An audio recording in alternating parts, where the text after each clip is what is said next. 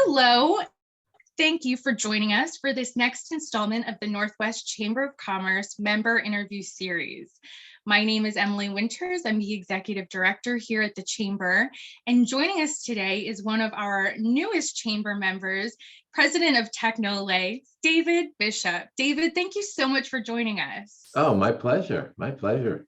We have gotten the opportunity to get to know you a little better at events and on Zooms, and I'm so thrilled to be able to do your interview today so that the rest of the chamber and our community can get to know who you are a little bit more, both personally and professionally. So thanks. The chamber's been great to me. I really love it. So it's nice to give back.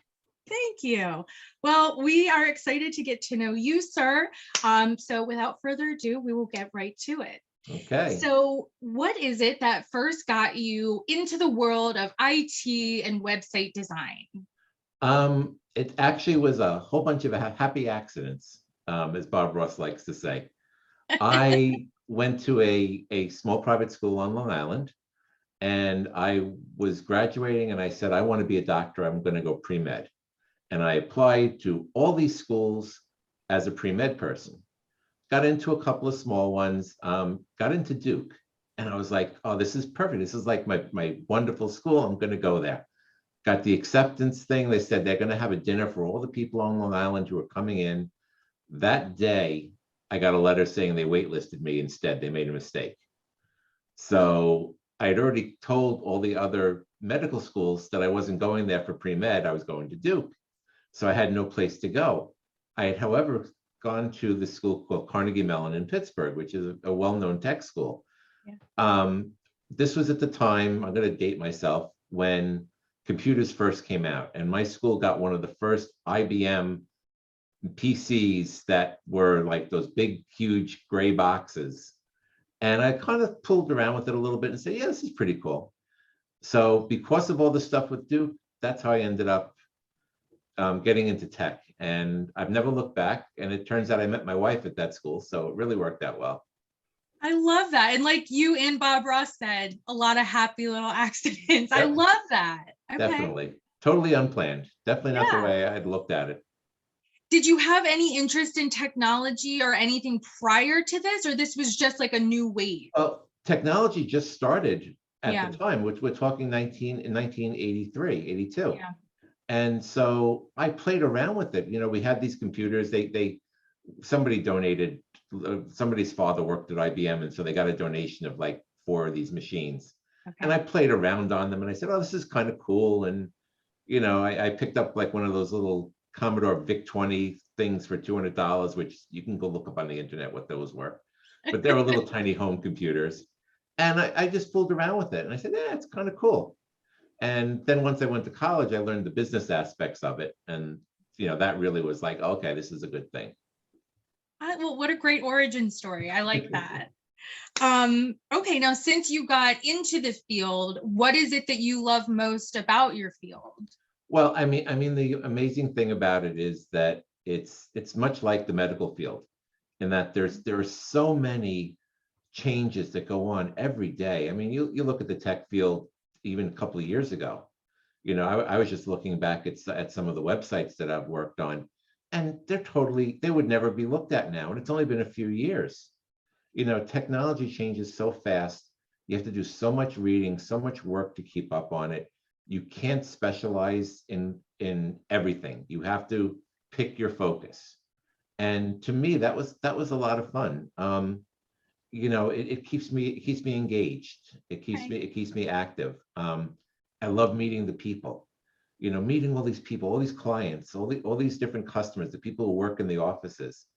It's so rewarding, and I've made so many friends, outside of the work because of that. So, there's a lot of different things. There's a lot of different great things about it. That's great. And like you said, I mean, it keeps you motivated, but what a great list of reasons to stay engaged and stay motivated. Not only the joy from the work, but the personal gain you get, out of making friends and connections. That's wonderful. I love that. So as you've said, you've been in the technology industry for a little while now, and I'm sure it has evolved. I mean, even like you said, in such a short amount of time, it evolved so much. Mhm. Has there been a favorite moment during your career or a favorite project that you've worked on? Well, let's see. I've been in the field for 35 years. We won't be nice. And I've had the business for 28 Okay. now. So I've pretty much seen it all. This is going to sound kind of hokey, but one of the favorite things is when I fix somebody's problem and they're so happy and they're so thankful, and it doesn't even matter if it's just a little thing. Sometimes those just make people's day.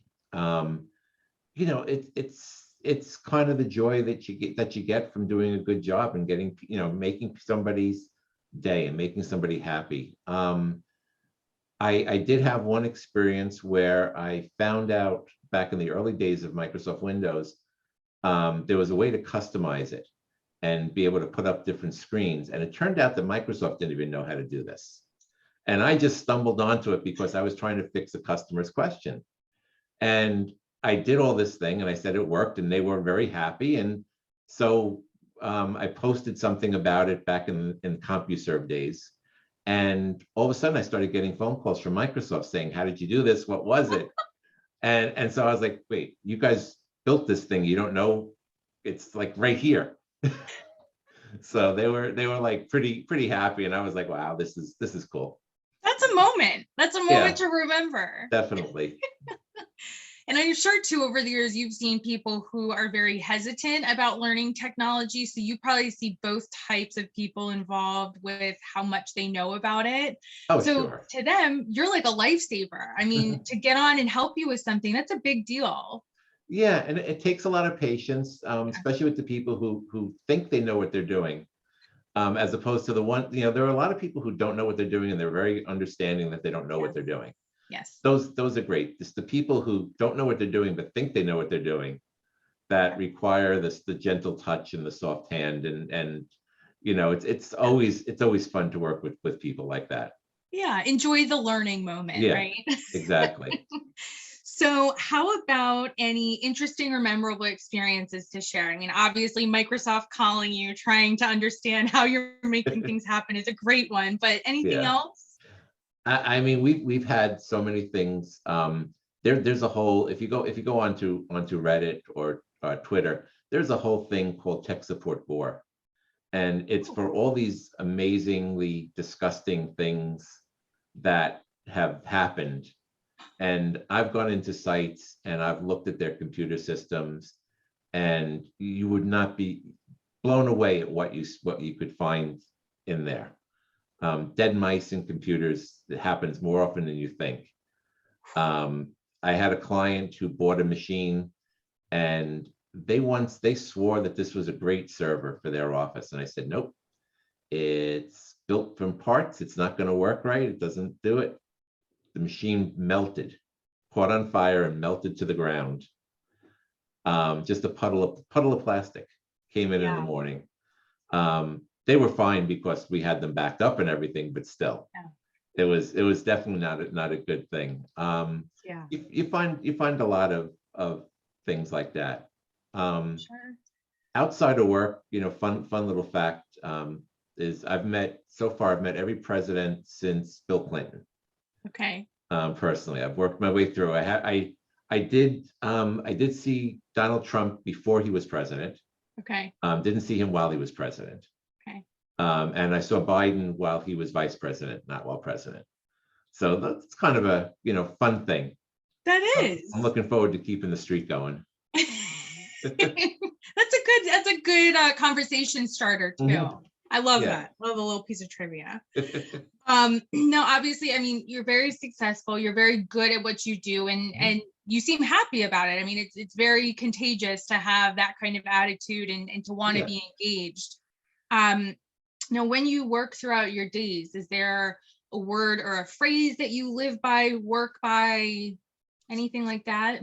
Well, there's a phrase that I learned when I was a teenager. I was reading a book from Robert Heinlein called "The Moon is a Harsh Mistress," and the phrase is, "There ain't no such thing as a free lunch."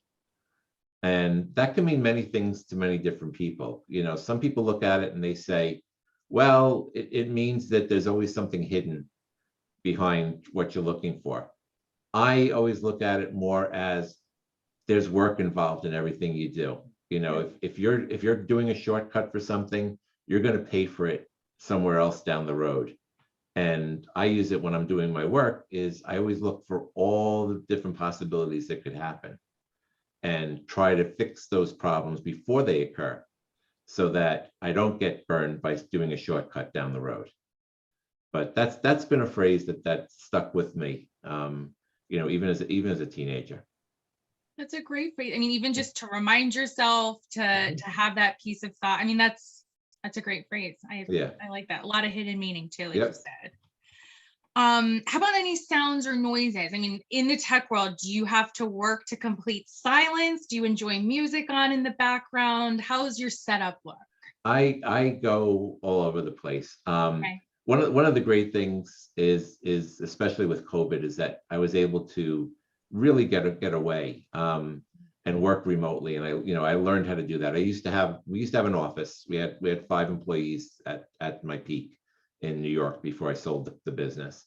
And we always were together.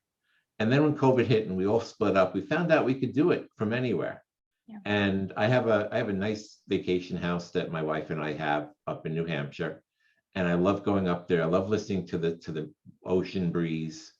It's on a lake, so you get that splashing all the time. Growing up on Long Island, I was never more than 5 miles from the ocean. Yeah. So you kind of get used to that sound. But when I'm working, I tend to listen to things like smooth jazz, like instrumental jazz, or classical guitar music. But when I'm like working out or doing something, it's always live classic rock. Has to be live classic rock. Can't be album work. It has to be live. I love that, because normally people are the opposite, but I love like live versions and extended versions, and you feel like you're right there.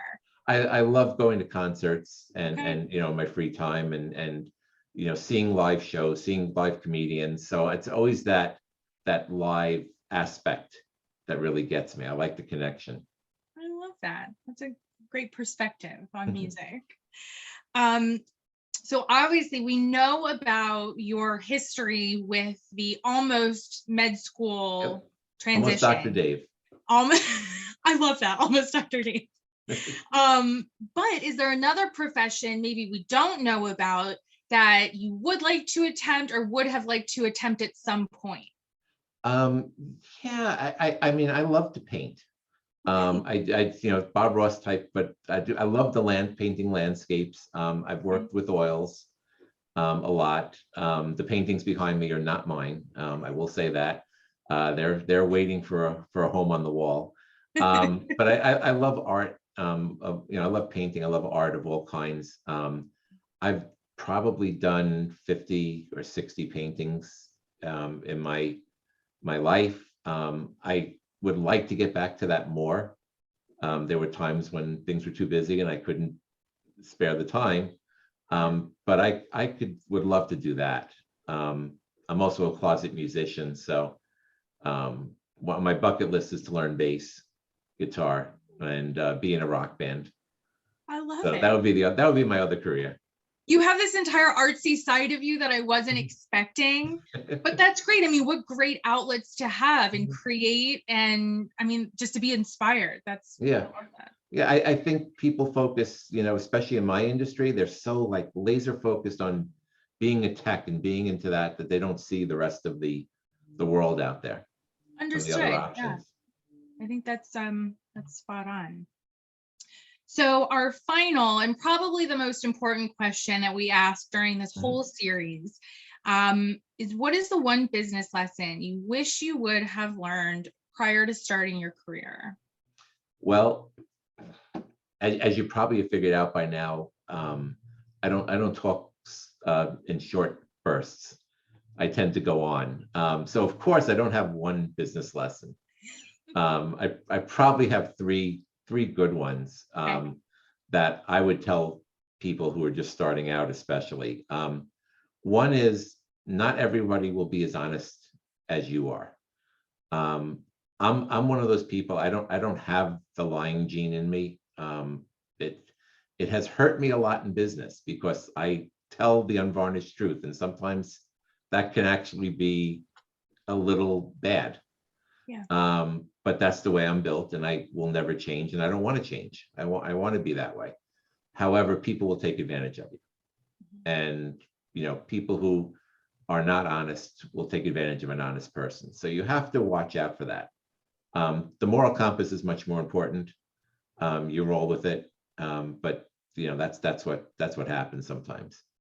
The other thing is to learn a work-life balance, and it can go both ways. When I was starting out my business, I was working 100-hour weeks. That's what you do when you're an entrepreneur and you're first getting started. But then even when I had other people doing stuff for me, you break it down, and I was still working huge hours. I never had that break. Finally, when my son was born, I started to prioritize things better. And now with my new career down here in Maryland, the new same career, I should say, down here in Maryland, I definitely have a balance, and I feel much better myself for that, for being able to do that balance.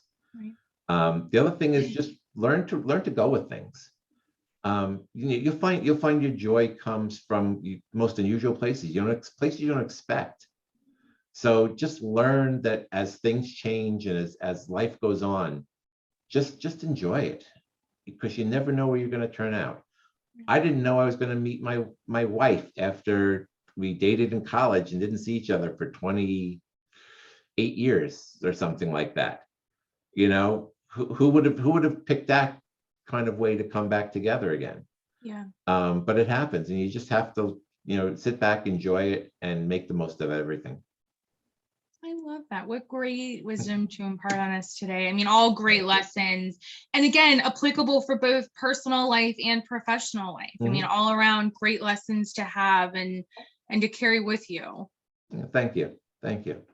It's people have to understand it's more than just about the business you do. It's about who you are. Yeah, absolutely. I'm a firm believer in that as well. Well, thank you so much. It's been such a joy. I found out a lot of things, and it's been a great time getting to know you over the past few months and all that you contribute to our chamber and the community. And this has been a really great interview. So thank you for joining us. Oh, well, thank you very much. And if anyone out there is struggling with IoT or website design, our friend Dave here hopefully can give you a hand. Absolutely. Look me up on the website for the chamber, and you can get my information. And I'm always more than happy to help people. Well, thanks, David. I appreciate that. And we look forward to seeing you soon. All right. Thank you very much. Thank you.